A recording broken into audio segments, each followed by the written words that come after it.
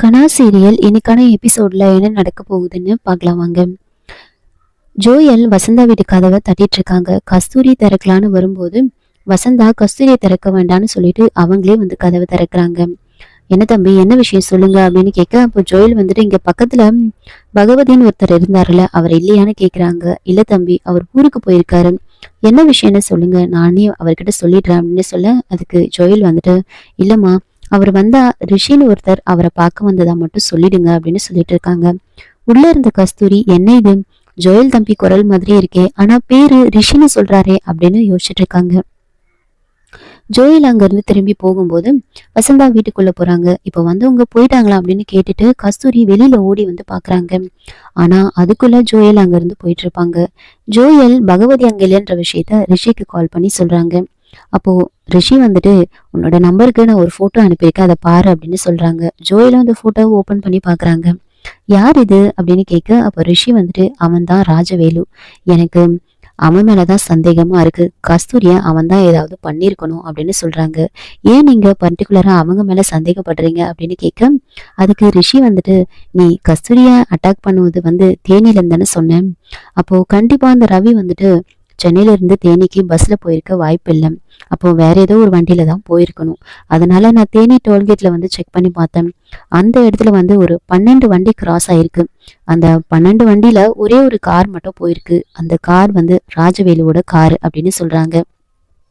சரி, அவங்களுக்கும் கஸ்தூரிக்கும் என்ன சம்பந்தம், அவங்க எதுக்காக கஸ்தூரியை அட்டாக் பண்ணணும் அப்படின்னு கேட்க, அதுக்கு ரிஷி வந்துட்டு அந்த ராஜவேலு வேற யாரும் கிடையாது, சந்திரசேகர் இருக்காருல்ல, அவரோட செகண்ட் ஒய்ஃப் சிவகாமி இருக்காங்களே, அவங்களோட அப்பா தான் அப்படின்னு சொல்றாங்க. சரி, எதுக்காக அவங்க அதெல்லாம் பண்ணணும் அப்படின்னு கேக்குறாங்க. எல்லாமே சொத்துக்காக தான். சந்திரசேகரோட ஃபர்ஸ்ட் ஒய்ஃபும் அவங்க பொண்ணும் வீட்டுக்கு வந்துட்டாங்கன்னா கண்டிப்பா சொத்தெல்லாம் அவங்க பேருக்கு மாறிடும், இவங்க பேருக்கு சொத்து வராது. அதனால கஸ்தூரிய கொலை பண்ணணுன்றதுக்காக இதெல்லாம் பண்ணிட்டு இருக்காங்க அப்படின்னு சொல்றாங்க. அதனால நான் சொல்ற மாதிரி நீ பண்ண அப்படின்னு சொல்லி ஏதோ ஒரு பிளானை வந்து ஜோயல் கிட்ட வந்து சொல்றாங்க. இன்னொரு பக்கம் என்ன நடக்குதுன்னா, மங்கா, சிவகாமி, ராஜவேலு இவங்க எல்லாருமே ஒரு இடத்துக்கு வராங்க. அங்க நிறைய ரவுடிங்களை வந்து கூட்டிட்டு வந்திருப்பாங்க. அப்ப ராஜவேலு, இங்க பாரு, எல்லா ஊர்ல இருந்தும் வந்து ரவுடிங்களை இறக்கியிருக்கேன், இப்ப நீ என்ன பண்ணணும்னு மட்டும் அவங்க கிட்ட சொல்லு, அவங்க காரியத்தை முடிச்சிருவாங்க அப்படின்னு சொல்றாங்க. மங்கா கஸ்தூரியோட போட்டோவை காமிச்சு, இங்க பாருங்க, இவதான் கஸ்தூரி, இவளதான் நீங்க போட்டு தள்ளணும், இங்க ஒரு தெரு விடாத எல்லா இடத்துலயும் தேடுங்க, இவளை எங்க பார்த்தாலும் நீங்க போட்டு தள்ளணும், இவளை போட்டு தள்ளுறவங்களுக்கு ஸ்பாட் பேமெண்ட் 10 லட்சம் நான் கொடுக்குறேன், கூடவே அவ பொண்ணையும் சேர்த்து போடுறவங்களுக்கு 10 லட்சம் கொடுக்குறேன், காரியத்தை கரெக்டா முடிச்சிடணும், இன்னைக்கு நைட்டு வரைக்கும் தான் நமக்கு டைம் இருக்கு அப்படின்னு சொல்றாங்க.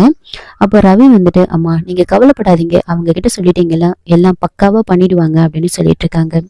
மங்கா ராஜவேலு கிட்ட, இங்க பாரு, நம்ம பொண்ணோட வாழ்க்கையே இதுலதான் அடங்கியிருக்கு, நாளைக்கு காலையில சொத்தெல்லாம் நம்ம பொண்ணு பேருக்கும் நம்ம பேத்தி பேருக்கும் மாறப்போகுது, அதே மாதிரி நாளைக்கு நம்ம மாப்பிள்ளை வந்து நம்ம பொண்ணு கழுத்துல தாலி கட்ட போறாரு, ஃபர்ஸ்ட் ஒய்ஃபு அவ பொண்ணு அப்படின்ற பேரு போய் நம்ம பொண்ணு தான் முதல் மனைவி அப்படின்ற பேரு நாளைக்கு வரணும், அதனால நாம ரொம்ப கவனமா இருக்கணும் அப்படின்னு சொல்றாங்க. அதெல்லாம் நான் பாத்துக்கிறேன் அப்படின்னு ராஜவேலு பேசிட்டு இருக்காங்க. அப்போ அந்த கூட்டத்துல இருந்த ஒரு ரவுடி அங்க இருந்து தனியா போறாங்க. தனியா போயிட்டு ஜோயலுக்கு கால் பண்றாங்க. ஜோயலுக்கு கால் பண்ணி ராஜவேலுவும் மங்காவும் என்ன பிளான் பண்ணிருக்காங்களோ அந்த விஷயம் எல்லாத்தையுமே வந்து ஜோயல் கிட்ட வந்து சொல்றாங்க. இந்த மாதிரி கஸ்தூரியை கொலை பண்றதுக்காக ரவுடிங்களை இறக்கியிருக்காங்க, 10 லட்சம் தரதாவும் சொல்லியிருக்காங்க, கூடவே அவங்க பொண்ணு கொலை பண்ணா இன்னொரு 10 லட்சம் கொடுக்கறதா சொல்லியிருக்காங்க.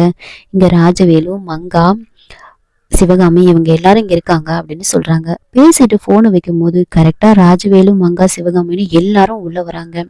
அவங்கள பார்த்து அந்த ரவுடி பயங்கரமா பயப்படுறாங்க.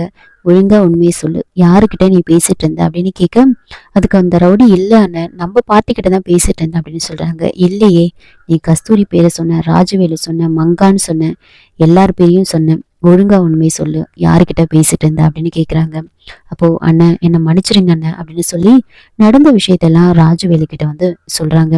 ஜோயல் அந்த ரவுடிக்கு கால் பண்ணி, இந்த ராஜவேலு வந்து கஸ்தூரின்றவங்கள கொலை பண்ண ட்ரை பண்ணிட்டு இருக்கான், அதனால அவனை பத்தின இன்ஃபர்மேஷன் எனக்கு தெரியணும், அவன் என்னெல்லாம் பண்ண போறானோ அதெல்லாம் எனக்கு தெரியணும்னு சொல்லியிருப்பாங்க. அப்போ அந்த ரவுடி வந்துட்டு இப்பதான் அந்த ராஜவேலு எனக்கு கால் பண்ணா, எனக்கு மட்டும் இல்ல, ஊர்ல இருக்கிற எல்லா ரவுடிங்களுக்கும் கால் பண்ணி இந்த விஷயத்த வந்து சொல்லியிருக்கான். கஸ்தூரின்றவங்கள வந்து அட்டாக் பண்றதுக்காக தான் இதெல்லாம் வந்து சொல்லியிருக்கான் அப்படின்னு சொல்றாங்க. இதை கேட்டு ஜோயல் வந்துட்டு சரி, நீங்க அந்த இடத்துக்கு போயிட்டு ராஜவேலு என்ன பிளான் பண்ணியிருக்கான் அப்படின்ற விஷயத்த மட்டும் நீங்க எனக்கு சொல்லுங்க அப்படின்னு சொல்லியிருப்பாங்க. இந்த விஷயத்த வந்து ராஜவேலு கிட்ட சொல்றாங்க. உடனே ராஜவேலு அதை கேட்டு சரி, யார் அவன் சொல்லு அப்படின்னு கேக்குறாங்க. அப்போ அந்த ரவுடி வந்துட்டு ரிஷியோட போட்டோ வந்து காமிக்கிறாங்க. அந்த போட்டோவை பார்த்துட்டு இவனா அப்படின்னு சொல்லி ராஜவேலுவும் சிவகாமியும் ஷாக் ஆகி பாக்குறாங்க. அப்போ மங்கா என்ன ரெண்டு பேரும் அப்படி ஷாக் ஆகுறீங்க, இவனை ஏற்கனவே உங்களுக்கு தெரியுமா அப்படின்னு கேக்குறாங்க. அப்ப ராஜவேலு தெரியும் மங்கா, உங்க வீட்டுல இருக்கால அன்பரசி, அவளை உங்க வீட்டுக்கு கூட்டிட்டு வந்ததே இவன் தான் அப்படின்னு சொல்றாங்க. அப்போ சிவகாமி அப்பா, அப்போ கண்டிப்பா இவங்கிட்ட தான் வந்து கஸ்தூரியை கண்டுபிடிக்க சொல்லி சொல்லியிருப்பாங்க. அன்னைக்கு வீட்டுல பேசிட்டு இருந்தப்போ நான் கேட்டேன் அப்படின்னு சொல்றாங்க. சந்திரசேகரும் ஜானகியும் ரிஷி கிட்ட தான் கஸ்தூரியை கண்டுபிடிக்கிறதுக்காக ஹெல்ப் கேட்க போறேன்னு பேசிட்டு இருந்ததை வந்து சிவகாமி கேட்டிருப்பாங்க. அந்த விஷயத்த அவங்க கிட்ட வந்து சொல்றாங்க. அப்போ இவன் வந்து கண்டிப்பா கஸ்தூரியை கண்டுபிடிச்சிருவான்ப்பா, எங்க இருந்தாலும் அந்த கஸ்தூரியை கண்டுபிடிச்சி நம்ம வீட்டுக்கு கூட்டிட்டு வந்துருவான்ப்பா, எனக்கு பயமா இருக்கு, எல்லாமே போச்சு அப்படின்னு புலம்பிட்டு இருக்காங்க. அதெல்லாம் எதுவும் ஆகாது, அதெல்லாம் நான் பாத்துக்கிறேன் அப்படின்னு ராஜவேலு சொல்லிட்டு இருக்காங்க. இன்னொரு பக்கம் வந்துட்டு பகவதி வீட்டுக்கு வராங்க. அப்போ வசந்தா கிட்ட வந்து சாவி கேக்குறாங்க. வசந்தா வந்து சாவியை எடுத்துட்டு வரலான்னு உள்ள போயிருப்பாங்க. அப்போ கஸ்தூரி அந்த பக்கமா வராங்க. அப்போ பகவதி வந்து கஸ்தூரி வரதை வந்து பாத்துடுறாங்க. ஆனா அதுக்குள்ள கஸ்தூரி மறைஞ்சிருவாங்க.